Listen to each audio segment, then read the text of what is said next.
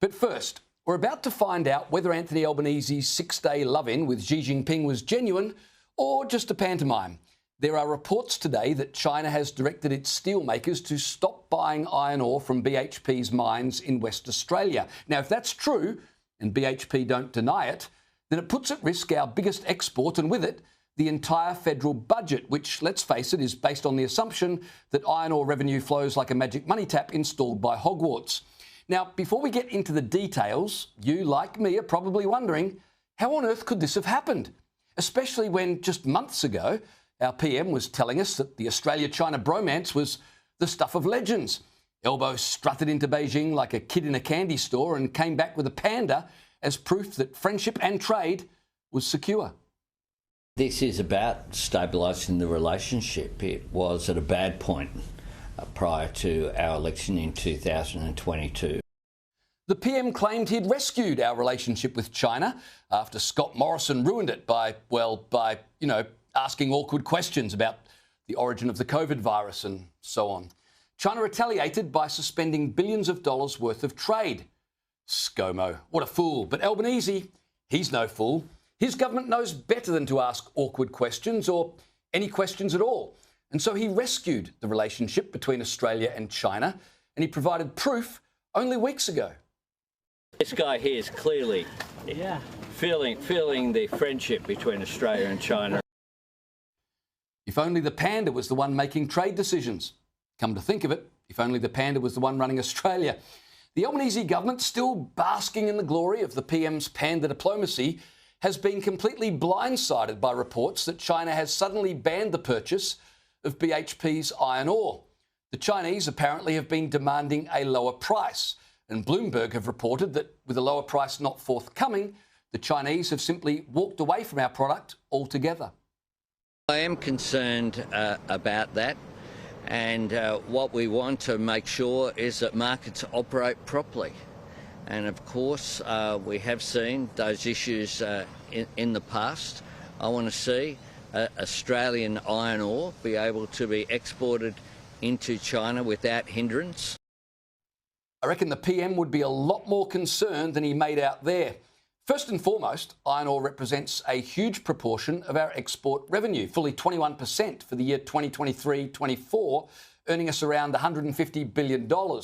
That's money the government counts on to bankroll the social welfare state they're busy creating. China takes around 80% of our iron ore. If the Chinese are no longer buying, well, there's no other buyer to take up the slack, which means we're going to have a lot of surplus. It's the one surplus we don't need. So prices will fall and revenue we've been relying on will disappear. Now, of course, we could sort this out and solve the whole boycott thing by simply lowering the price of our iron ore as the Chinese are demanding. The problem with that is for every $10 per tonne decline in the price, billions are stripped from federal tax and royalty receipts. Suddenly we've no money to pay for all those hospitals, schools and roads we desperately need to cater for all the extra people Elbow insists on bringing into the country. Now, it's true we could borrow money to fund infrastructure and services, but we're already doing that.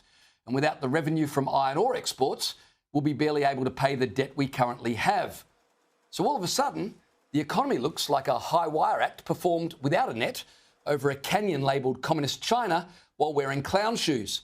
Lucky we've got such a good relationship with China then. Here's the PM just a couple of months ago. One of the really significant meetings that we've had here is on steel decarbonisation. Iron ore represents by far our largest export by value, and overwhelmingly it comes here to China. What a shame that the PM was focused on making sure our exports to China were climate friendly rather than simply making sure of our exports, full stop. Speaking of climate change, I suppose we could retaliate by refusing to buy their wind turbines and solar panels. Oh, one can but dream. I thought a handsome boy had resolved all of our trade woes. He was the PM again just a few months ago. Well, we certainly can move forward in the relationship. We've seen a stabilisation, and that's been really important. Building trust takes time, but it's also about relationships. And our relationship with China is about trade. How's that stabilisation and trust going? Albanese seems determined to ignore the fact that China's not our friend, and he also ignores the fact that they are developing iron ore mines in Africa, which means that soon they'll have us completely over a barrel, and even the barrel will be made in China.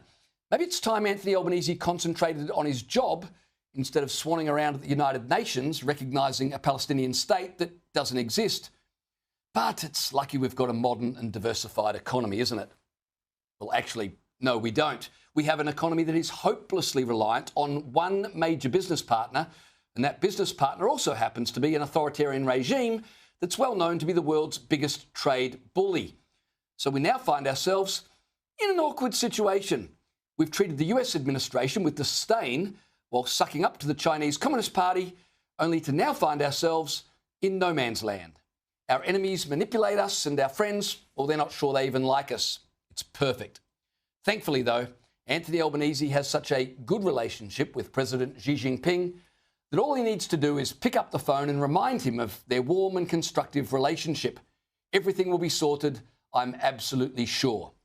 And if you believe that, well, you're a very handsome boy.